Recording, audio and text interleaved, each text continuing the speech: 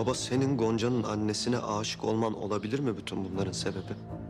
Gonca'nın ailesiyle bizim ailemiz arasındaki husumetin sebebi bu olabilir mi? Haddini bil, alırım şimdi seni ayağımın altına. Eğer çözümün oğlunu dövmekse ne hala, ben hazırım. Dede, bu Fuat denen adam bizden ne istiyor? Ve Gonca ile bütün bunların ne alakası var? Bir şey söyleyin artık.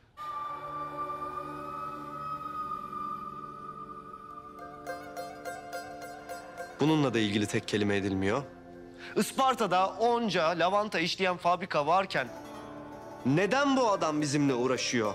Neden Gonca'ya destek veriyor? Demek ki siz bu adama da Gonca'nın ailesine de bir şey yaptınız. Bunu anlamak için zeka küpü olmaya gerek yok. Utanmaz arlanmaz. Sen benimle nasıl konuşuyorsun? Bir de geçmiş bana hesap soruyor. Sen kimsin? Sen kimsin? Çık git bu evden. Çık git bu evden. Benim senin gibi bir evladım yok. Çık defol.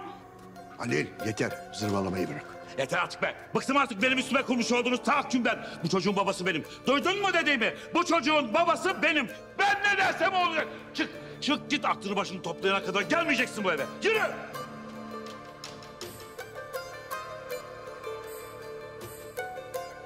Dede,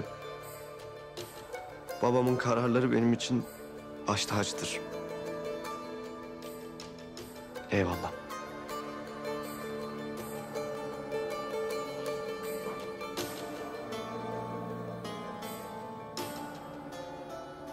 Yıktın perdeyi, eyledin viran.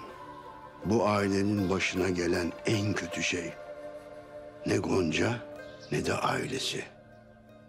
Sensin Halil. O Halil o kadar çok koştu ki annenin peşinden. Annen ağlaya ağlaya anlattı bana. Çok çaresizdi. Mehmet abime söylemeyeceğim konusunda bana yemin ettirdi. Çünkü eğer baban duysa Halil'in karşısına geçer, alnının çatına sıkardı kurşun. Biliyordu, o da biliyordu. Sustum. Susmak zorunda kaldım.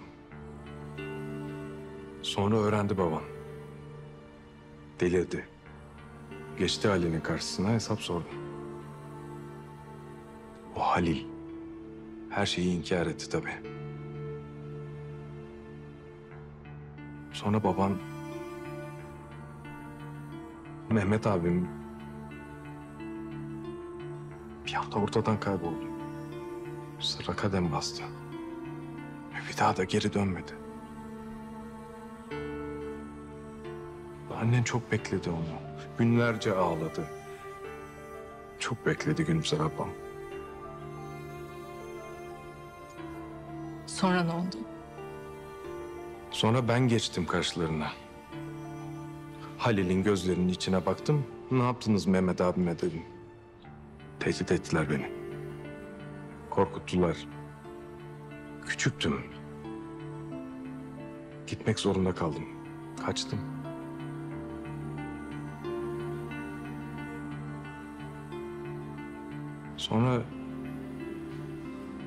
Sonra senin Isparta'ya geldiğini duydum.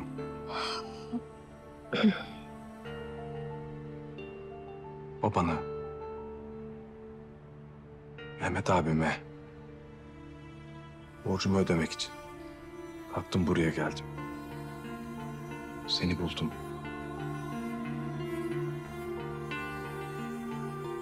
Dosyayı verir misin?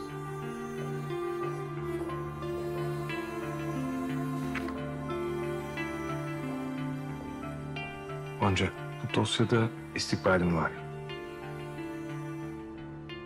Projeni hayata geçir. O kooperatifi kur. Ve buradaki kadınlara istihdam sağla. Ama en önemlisi, annenle babana yapılanların hesabını sor.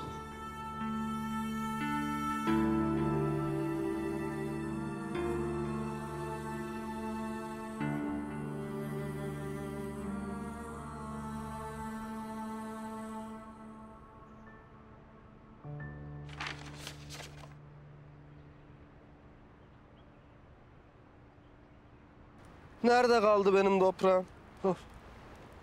Ya ağzından bir kere de başka bir laf çıksın Ali. Yani aynı cümle Daha ne kadar arka arkaya söylenebilir? Nerede kaldı benim toprağım? Oh, 8 kıta dolaştım. 200'den fazla ülke gördüm ama senin gibi ahlak bir adam görmedim ya. Çok yaşa. Ayıp oluyor doktor ama. Hem atma ya. 8 tane kıta yok ki. İlkokulda benim coğrafyam yıldızı pek iyiydi. Ama çok biliyorsun sen. Bir kere karıştırıyorsun sen. Yani gizli bir kıta var. 8. kıta. Çok yaşa. Ama atma doktor. Atma. Gözünü seveyim İşkembe'yi Kübra'dan ya. Zaten ağlamaktan kafam ağrıdı. İşte sen bu yüzden kaybediyorsun Ali. Coğrafyan iyi ama hayal gücün zayıf. O yüzden Nurbanu'ya düğün fikri bulamadın. Benim bulduklarımı da heba ettin. Sen şimdi bir de niye durduk yere bana böyle Nurbanu'yu hatırlatıyorsun ki? Nurbanu'm yok. Nurbanu'm geçsin. Nurbanu'm of! Yerin 7 kat dibine girdim. Bulutların üstüne çıktım. En derin sularda çeşitli canlılarla tanıştım. Ama senin gibi zırlak bir insan görmedim. Allah. Ya doktor, atma gözünü sevem ya. Çok yaşa. Sen bak şifayı kapmış mısın? Kapmışsın. Ne olacaktı böyle çalıları zerzebil? Bu olacaktı. Hayırdır ya, siz niye didişiyorsunuz? Toprağım, sen nerelerdesin toprağım ya? Nerelerdesin sen? Toprağım, ben Nurbanu'yu terk ettim. Ettim mi? Ettim. Ben de doğduğum, büyüdüğüm evi terk ettim. Ettim mi? Aslında etmedim. Kovuldum. Bayağı babam kovdu beni. Gonca yengem yüzünden mi? Toprağım. Gel adamı nasıl otur şöyle. Otur. Çok yaşa doktor. İnsan ailesinden kopamaz. Ama gün gelir ayrılık olur. Doğada böyledir. Aslanlarda da böyledir. Kirpiler de böyledir. Ben bu ahir ömrümde milyonlarca hayvan gördüm. Milyonlarca mı? Bak Toprak, benim Eğirdir'i gören bir evim var. Babadan kalma. Kalenin tam dibinde. İstediğin kadar orada kalabilirsin. Ya doktor, madem senin evin var, sen niye böyle çadırlarda zerzebil ziyan oluyor? Ben aslında kraliçemle evlenip o evde kalacaktım. Ama olmadı. Ayrıldık. Kader ayırdı biz. Ben de o eve küstüm. Aslında denemedim değil. Birkaç kere gittim o eve ama nereye adımımı atsam bir boşluk. Hangi eşyaya dokunsam eksiklik. Ben çok sevdim kraliçemi. Ben de Nurbanu'm. Ben de Gonca'yı. Ya doktor, senin bu kraliçen kim? Isparta'da bir tek kraliçe vardır.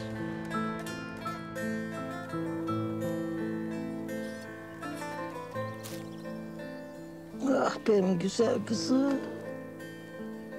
Senin yüzün hep gülsün olur mu? Hiçbir şey üzmesin seni. Hakikat üzer. Üzmesin. Oo, kolay gelsin. Gene kime büyü yapıyorsun Fatma cadı? Öst. Destursuz nereye giriyorsun sen? Ne oldu? Foyanız ortaya çıktı. Ondan bu öfken değil mi? Bana bak kız Canan. Ne diyeceksen de benim civatıma attırma. Senin o Gonca Fuat'la iş tutmuş. Bizim aleyhimize birlik olmuşlar. Hadi itiraf et. O yüzden gel dedim o Gonca buraya. Allah'ım nasıl yerler burası? Böyle yerlerde tavuklar geziyor. İnşallah bana doğru gelmezler. Öf, leş gibi kokuyor her yer. Berbat. Bayılacağım herhalde kokudan ya. Allah'ım. Ece. Ne işin var senin burada? Oo. Entrikalar kraliçesi. Hoş geldin. Biz de seni bekliyorduk. Ne işin var burada diyorum. Ha, onu Canan teyze birazdan anlatacak sana. Ama önce şu Fatma ana mıdır, Fatma bacı mıdır neyse işte onun haddini bildirecek. Sonra sıra sana gelecek. Ne oldu? Ne oldu? Sustun bozacının şahidi. Versene sen şu burayı. Kafanı kıracağım ben seni. Sen artık çok oldun. İçeride mi? Ay beni bu ayol çekek. Necati. Gel buraya diyorum sana. Kız sen nereye kaçıyorsun? Sen kimsin kız? Sen neye iftira atıyorsun ha? Söyle bakayım. Sen kime hakaret ediyorsun? Sen busun işte Fatma. Bana bak. Sen iyice kaçınıyorsun. Buradan git. Git hadi. Ay çok meraklıydım senin pis kokulu evine. Gideceğiz tabii. Şu Gonca'nın yüzüne söyleyeyim de söyleyeceklerimi o zaman gideyim. Hadi bakayım. Sen utanmadan nasıl dolaşıyorsun hala benim oğlumun yanında ya? Bıkmadın mı, usanmadın mı toprağı kullanmaya? Canan Hanım. Ay Canan Hanım. Bir de böyle masum masum. Yesen Cinderella. Yok Canan teyzeciğim. Cinderella değil. Cinsirella. Çok iyi dedin kızım. Sen bıkmadın mı ya? Yetmedi mi oğlu bu pis oyunlarına alet ettiğin, tuzaklarına çekmeye çalıştığın? Ben bilmiyor muyum senin Fuat'la ortaklık edip bizim aileyi bitirmeye çalıştığını ha? Kızım. Nereye gidiyor şimdi bu? Kaçıyor. Verecek cevabım var sanki. Sinsi. Kız siz de gidin şuradan. Gidin diyoruz ki. Yürü git hadi. Sen de bin arabana. Bin arabana, yürü git. Çalıştır yürü. Batır. Yürü git kız. Ver bakayım şunu. Ne demişler? Güzel bir türkü bir sırtlarını durduracak kadar himmetlidir. Bari iki de dıngırdasaydın ya kız. Salla gitsin. Gel. Gel.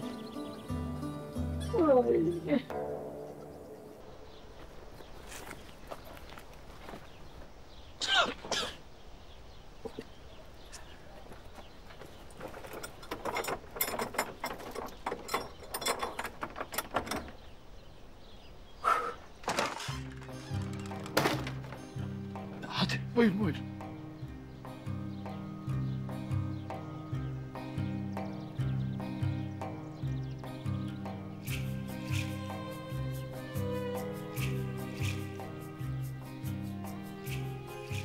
Gel toprağım gel.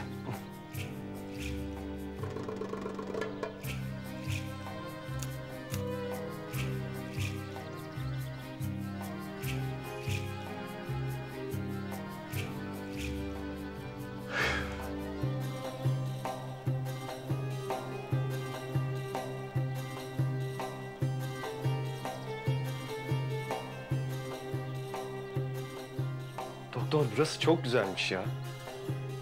Gel gel.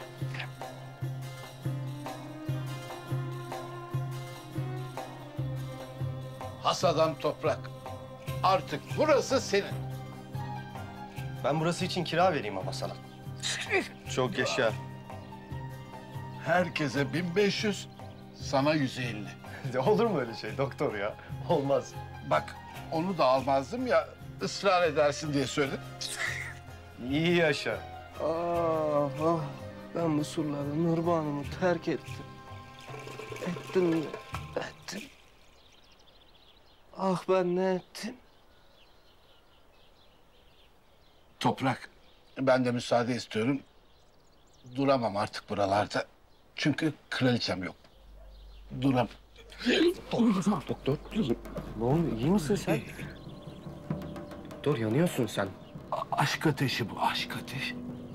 Burası bana kraliçemi hatırlatıyor. Ama ne yazık ki kraliçem yok. Kraliçem. Doktor, Ali koş. Doktor iyi değil. Doktor. Doktor.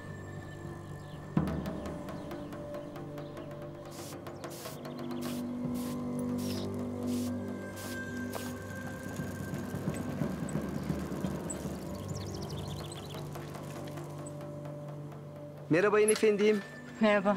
Halil Bey nerede? Halil ağam içeride. Az evvel kendi kendine bağırı veriyordu. Oradan biliyorum. Burada mı?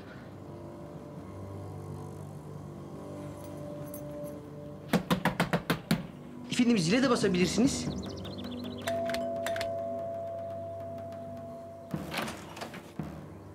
Halil Bey içeride mi? Bahçede. Hanımefendi bir haber verseydi. Kız. Hanife Cansu. Bak bir. İşin yoksa bana bir çay dök. Bana Hanife deme. Ne diyeyim? Ajda mı diyeyim? Allah Allah. Of. Bu ne biçim kahve? Zift gibi. Yani nasıl kahve yapıyorsun sen be? Üf.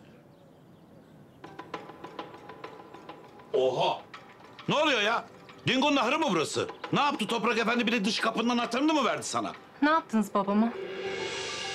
Hı? Size soruyorum, ne yaptınız babama? Herkes bitti, şimdi de sen mi başladın? Ben nereden bileyim ya? Koskoca adam çekti gitti. Ne yapsaydım yani? Ayağına pranga mı vursaydım? Ayaklarına mı kapansaydım? Mehmet ne olursun gitme diye. Çekmiş gitmiş. Benim konuştuğum herkes baban anneni asla bırakmazdı diyor. Neden? Nereye gitti?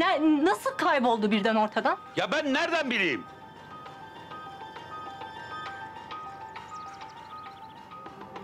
Siz anneme aşık mıydınız?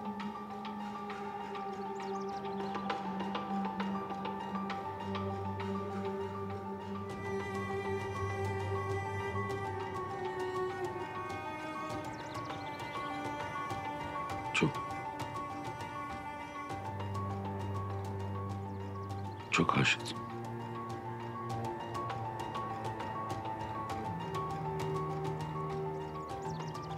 Ne oldu? Yani bunu sormaya mı geldin sen buraya? Evet.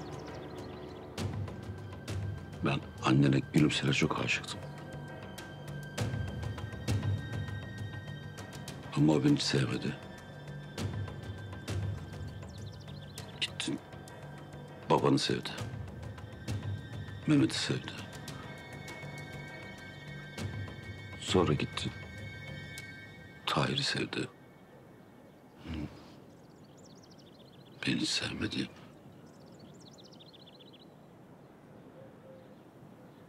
Ne oldu? Var mı başka öğrenmek istediğin şey ha? Sormak istediğin başka şey var mı? Senin ne işin var burada? Çık git buradan. Ben buraya intikam falan almaya gelmedim. Sadece şunu söylemek istiyorum. Ben toprağı çok seviyorum. Ne Fuat Bey, ne de sizin paranıza ihtiyacım var. Topraktan başka hiçbir şeyin önemi yok benim için.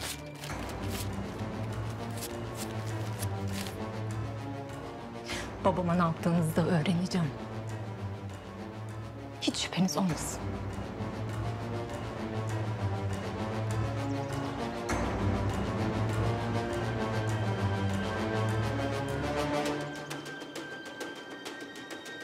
Fuat'ın sponsorluk sözleşmesi.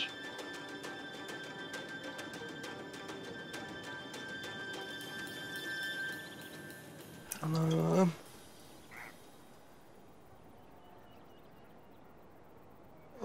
Ah benim doktorum civanım. Sana ne oldu böyle? Sen de bırakıp gideceksin benim Nurbanu gibi. Ali, ağzından çıkanı kulağın duysun be oğlum. Kraliçem. Ne? Bana kraliçem diyor toprağım, ben korkuyorum. Şirapanın düşkünü. Ne oldu bu akılsız başsıza? Lan sana gene ne o? Bakayım. Lan yanıyor ya bu. Bu yanıyor bak. Kraliçem.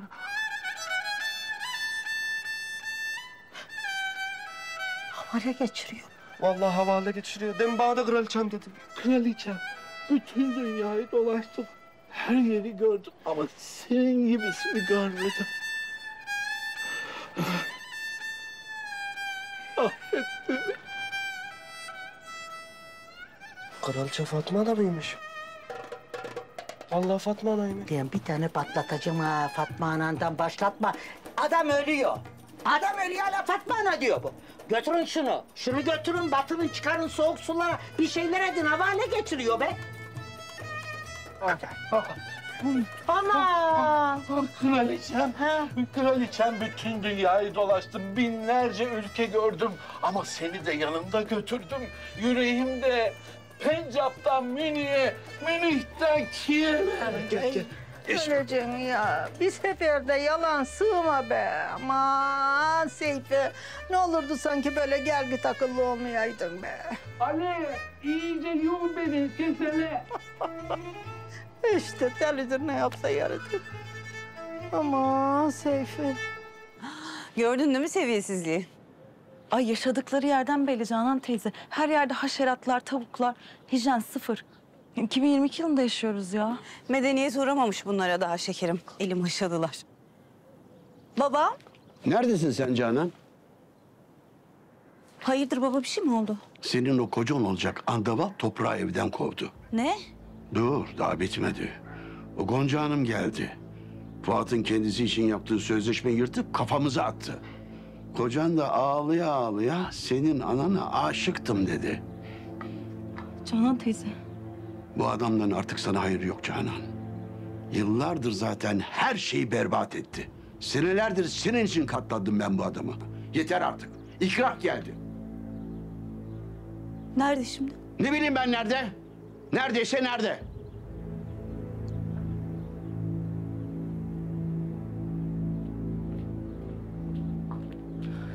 Canan teyze.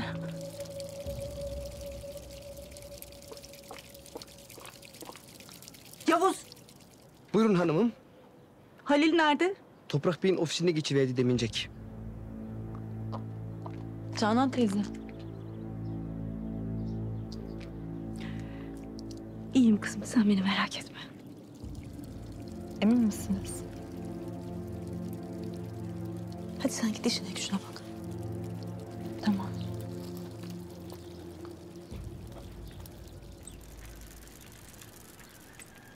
Hoş geldin. Hoş bulduk. Ya Gonca bunlar ne ya? Tahir amca bana getirmiş. Diyorum ki İstanbul'a bir restoran açalım. Isparta tatları. Zıplak, keşkek bizden sorulur. Nasıl? Babam nerede? Alışverişe gitti. Ne oldu? Senin neyin var? Ya az önce öyle bir şey öğrendim ki senden başka kimseye anlatamam Zeyno, ama kimseye söylemeyeceksin, tamam mı? Ya sen söyleme dersin, ben söyler miyim hiç? Ne oldu? Söz mü? Ya söz Gonca, çatlayacağım şimdi. Ne oldu? Halil Bey, toprağın babası. Ha? Anneme aşıkmış. Yok artık. Az önce konağa gittim, kendisi itiraf etti işte.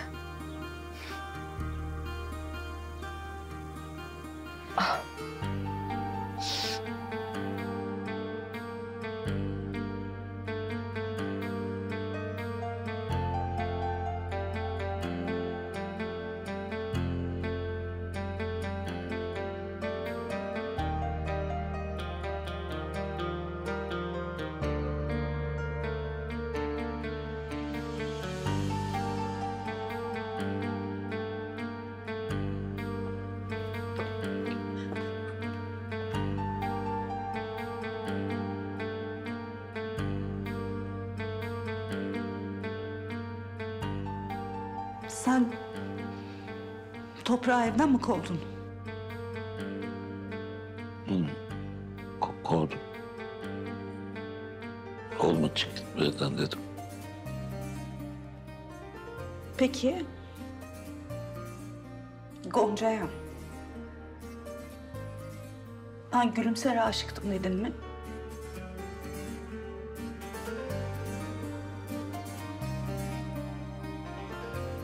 Dedim.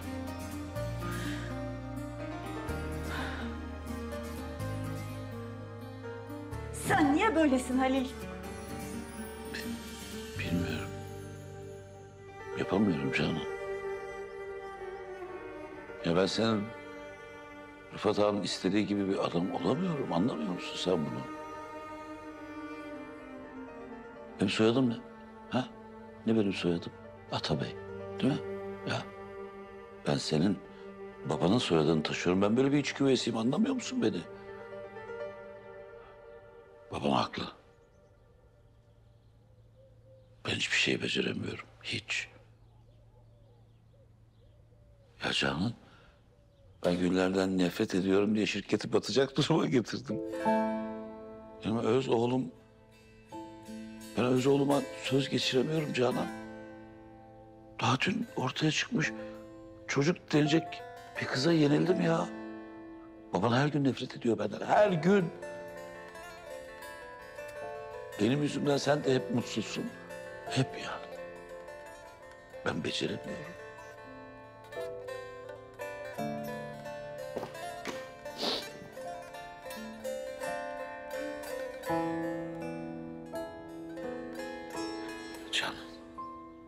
lafın gelişi söylemiyorum. Sen daha iyilerine layıksın. Gerçekten.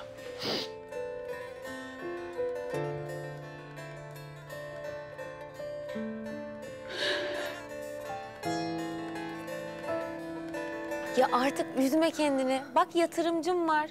Projen hayata geçecek, hayallerin gerçekleşecek. Yok hayır Zeyno. Projeye yatırımcı bulundu mu gerçekten? Doğru mu duydum? Ne dedim ben sana? Sen bunun da altına kalkarsın demedim mi? Ya anlaşma falan yok. Yok anlaşma. Sözleşmeyi yırtıp attım. Neden? Niye bunu yaptın? O anlaşma toprağa zarar verecek ve üzülmesini istemiyorum Ardan. Gonca, bu senin hayalin. Toprak denen o herif için bundan vaz mı geçeceksin? Benim kararım kesin. Tartışmaya falan açık değil Ardan. Gonca sen aklını mı yitirdin ya? Bu senin hayatının fırsatı. Sen o sesini bir düşür bir bakayım. Baba tamam. Tamam kızım, tamam. Arda, ben kızıma hiçbir zaman bağırmadım. Sesimi yükseltmedim. Senin de bağırmana izin vermem, tamam mı? Özür dilerim Tahir amca ama hayatının fırsatını tepiyor Gonca şu an. Fuat Bey'in teklifini kabul etmeyeceğim. Tamam kızım. Sen ne dersen o. Toprak arıyor. Alo, Gonca nasılsın? Merak ettim seni. neredesin? Sana anlatmam gereken şeyler var. Neredeyim? Doktorun evindeyiz. Eğirdir Kalesi'nin dibinde bir yer. Tamam, bulurum orayı. Geliyorum. Tamam görüşürüz o zaman. Baba, ben Toprak'la buluşacağım. Tamam, dikkatli ol.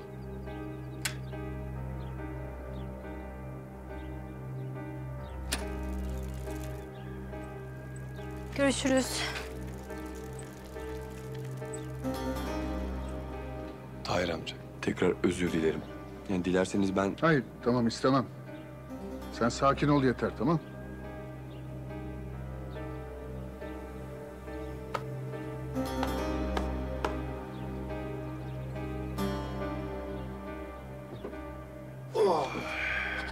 Burada kalmaya devam edersen her şey daha kötü olacak. Görmüyor musun? Beni dinle. Dön İstanbul'a. Dönmüyorum. Bak şuradaki bir ev var ya, görüyor musun? O evi ben kiraladım. Akşam gel kahveye, bir kahve içelim. Bir ev hediyesi getir. Kahve fincanım eksik galiba.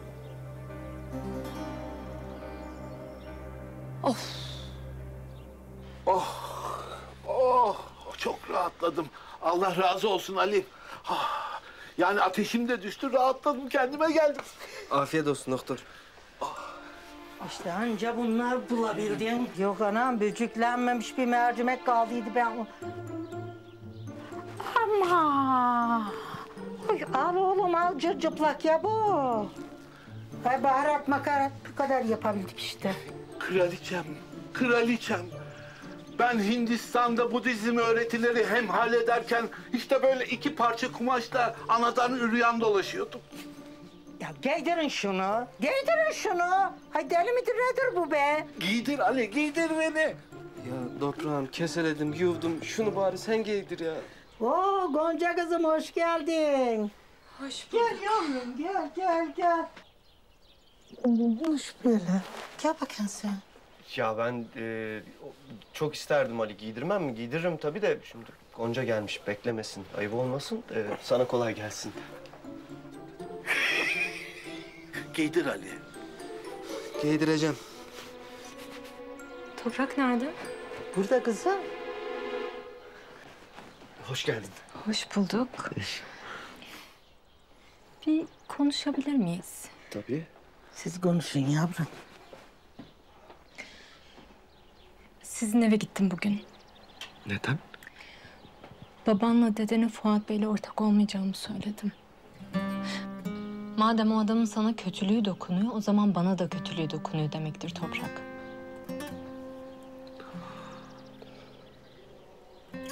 Ya benim ailem keşke senin kıymetini bilse. Sen neden buradasın? Çalışmıyor musun bugün? Biraz uzun bir hikaye. Bir süreliğine burada yaşayacağım. Neden? Konağı terk ettim. Benim yüzümden mi? Evet, senin yüzünden. Sen benim gözümü açtın Gonca. Eğer sen Isparta'ya gelmemiş olsaydın ben hala ailemi tanımıyor olacaktım.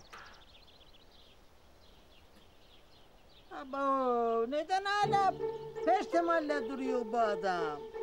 Ali beni bir türlü kurutamadı. Onun için saçlarım hep nemli kaldı kraliçem. Tövbe tövbe. İşte evim artık böyle. Ali, Lavdak'tır, Fatma Ana. Çok kalabalık bir evim var. Ne güzel işte. Ya toprağım. Ben bu adamı kuruttum. Şimdi diyor ki benim saçlarımı limonla. Neymiş kraliçesine yakışıklı görünecekmiş. Vallahi eridim kurudum bittim ya. Yenge Canım, hoş geldin. hoş bulduk. Yenge Ay, biz Nurbanu'yla ayrıldık yenge. üzülme.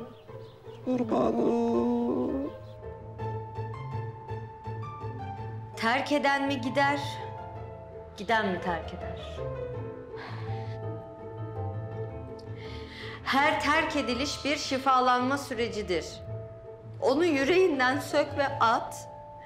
Çünkü o sana hak ettiğin değeri vermiyor. Sen her şeyden değerlisin. Pınar Hanım, ben şimdi terk mi edildim? Bilemiyorum Nurbanu Hanım. Peki sizce beni aldatıyor mu? Gerçekten hiçbir fikrim yok. Hiç mi sevmedi beni? Nereden bilebilirim?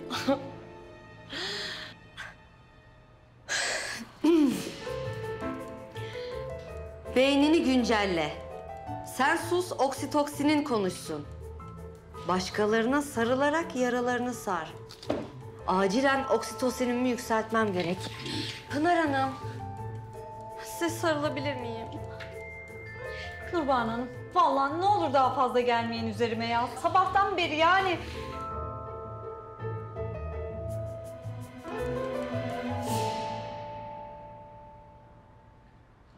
Nurbanu Hanım, ben bir hava alıp geliyorum. Gidin. Siz de terk edin beni. Gidin gidin. Halil Bey. Halil Bey. Merhaba, nasılsınız? İyi, sağ olun. Siz nasılsınız? Teşekkür ederim. Hidayet Bey'le görüştüm. Kirayı yarı yarıya düşürmüşsünüz. Vallahi size bir teşekkür borcum var. Aman efendim, estağfurullah. Tamam. Lütfen size bir kahve ısmarlamama izin verin. Şu an uygun değilim, başka zaman. Kıracak mısınız beni Halil Bey? Pınar Hanım, keyfim pek yerinde değil bugün. Başka zaman içeriz inşallah. Tamam işte. Konuşur, sohbet ederiz. Hem belki sizin de keyfiniz yerine gelir. Hadi ama durmayın beni. Canan'a bir darbe daha. Şimdi de Halil Bey'den boynuz yok kadıncağız. Kız bu ne rahatlık böyle Eğirdir'in ortasında. Baksana Halil Bey kafada bitirmiş olayı. Tek casede tak.